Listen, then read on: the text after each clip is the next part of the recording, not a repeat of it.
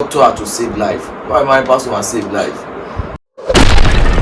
Ẹ máa wo Kónkó lórí Àwo TV.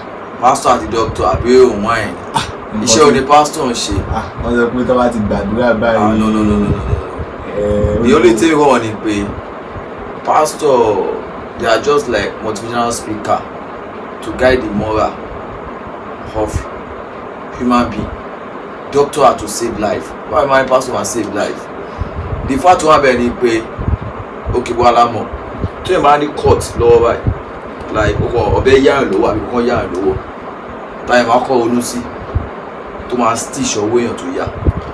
Doctor ni na kò sí àdúrà tẹ́lẹ̀ gbà tó lè lé ọwọ́ ẹ̀ papọ̀.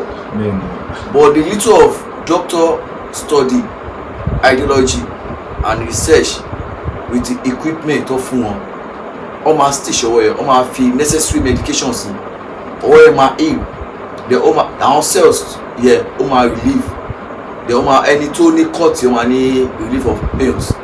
We are come to think about it nípa life. Doctor ló máa save life now.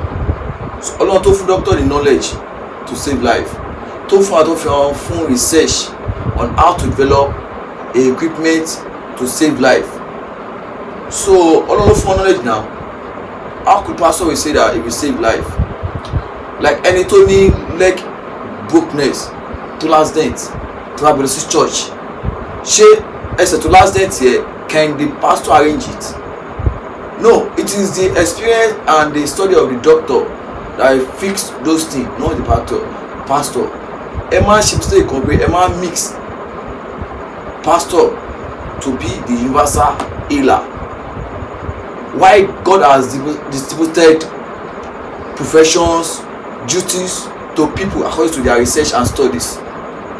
Come to think of it, lawyer is to defend people. Doctor is to save life. Driver is to drive. Pilot is to fly a plane.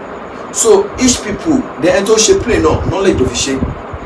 So it's not about taking your pastor to be universal that can save the whole world.